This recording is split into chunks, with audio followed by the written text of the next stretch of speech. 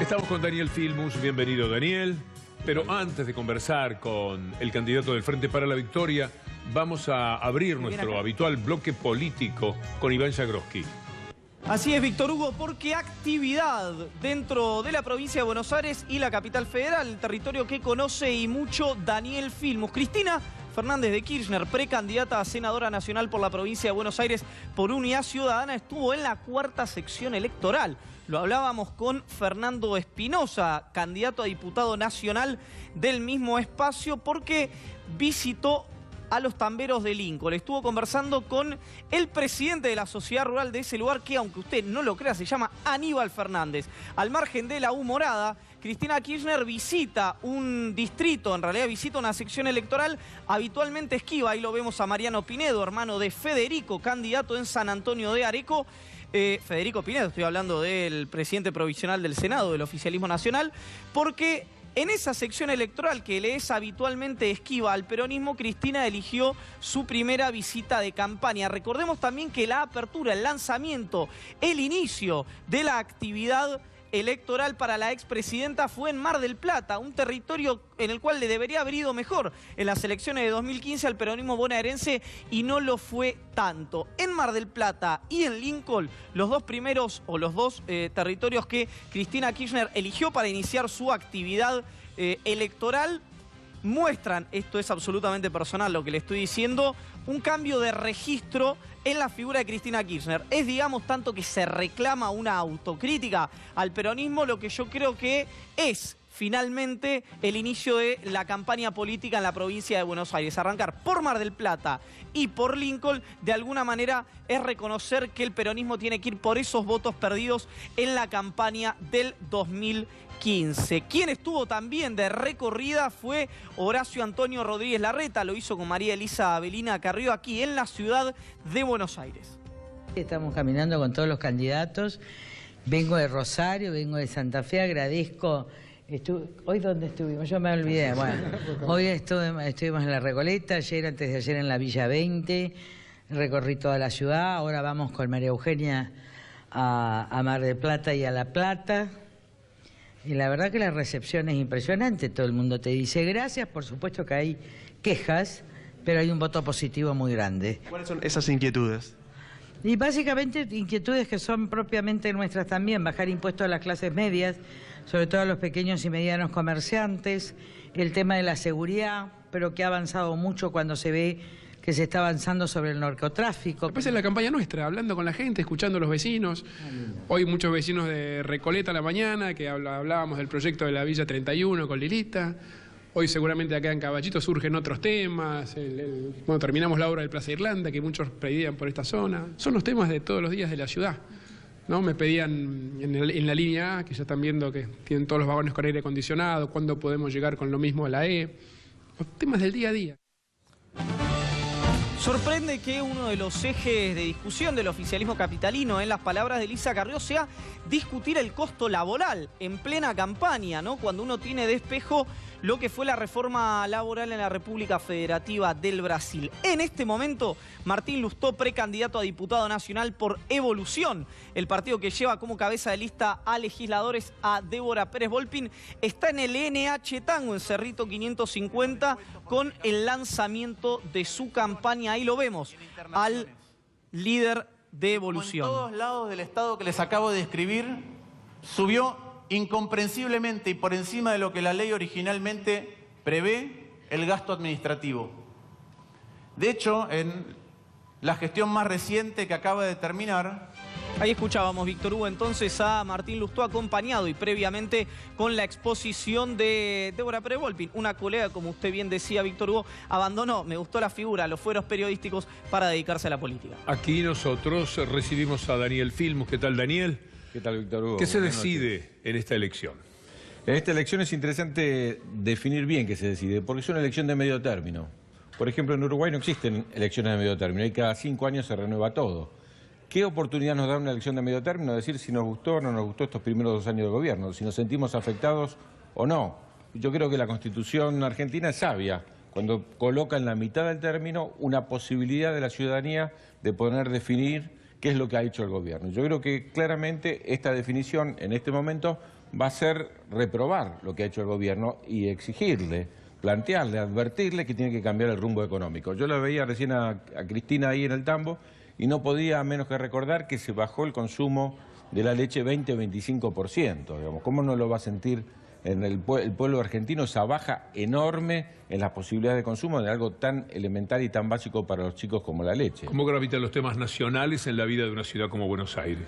Bueno, es interesante también esa pregunta porque cuando uno le pregunta a los porteños, el 85% dice que va a votar por cuestiones nacionales, no por cuestiones de la ciudad. Así que ahí es una elección que al tener legisladores nacionales y legisladores locales, lo que se está primando es la situación económica y la situación económica nacional.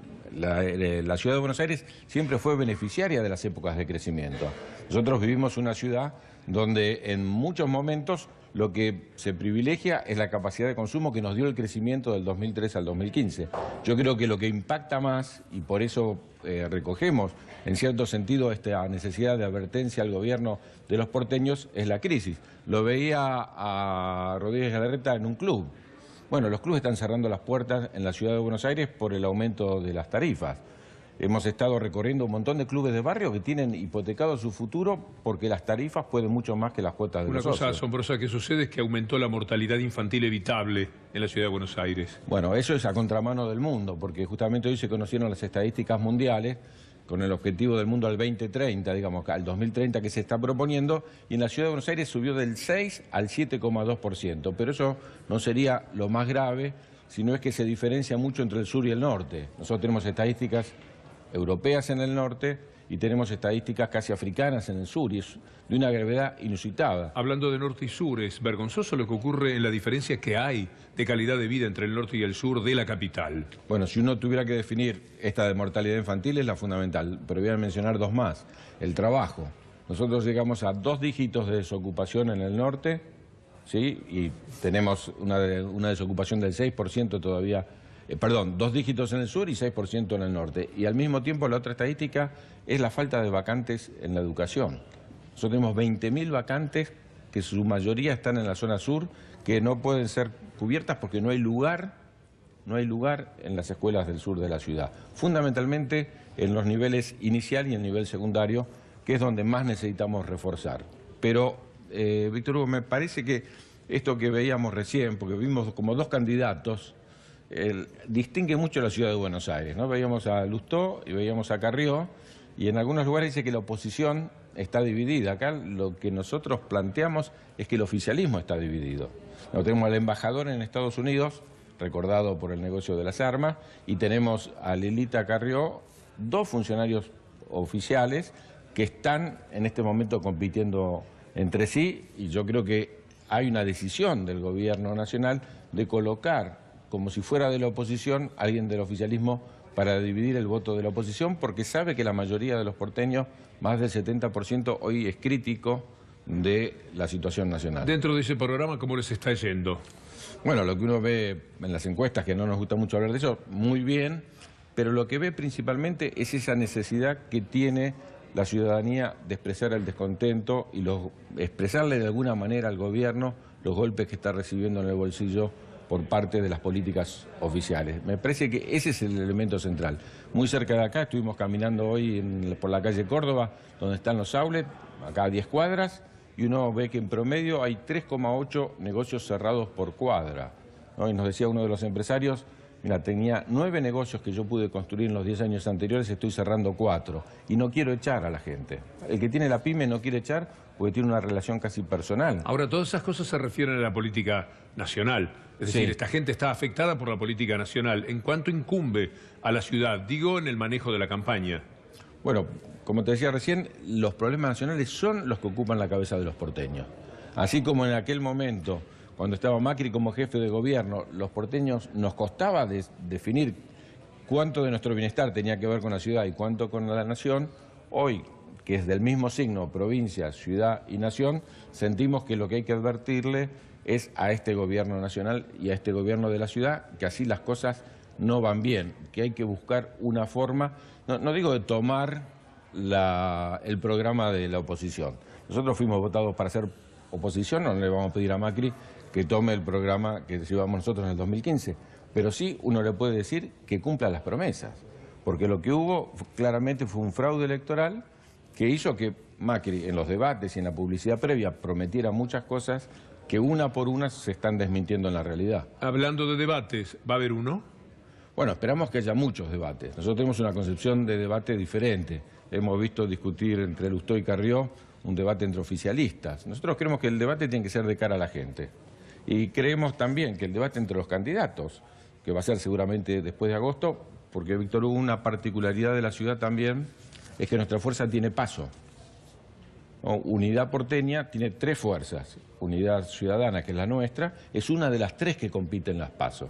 Aquellos que quieran realmente expresarse en las PASO para poder elegir candidatos, la única fuerza que va a tener esa posibilidad de dirimir en las elecciones quiénes son sus candidatos es Unidad Porteña. Entonces, en este punto, primero nuestro debate es con los otros actores con los cuales estamos compitiendo en este momento para las PASO, y luego seguramente haremos el debate entre los candidatos, que insisto, son 2 candidatos del oficialismo con perfiles y variantes muy similares, y hay un candidato de la oposición que es el que presenta Unidad Ciudadana. Daniel Filmus, muchísimas gracias. No, igualmente, Víctor Hugo. Buenas noches. Vamos a...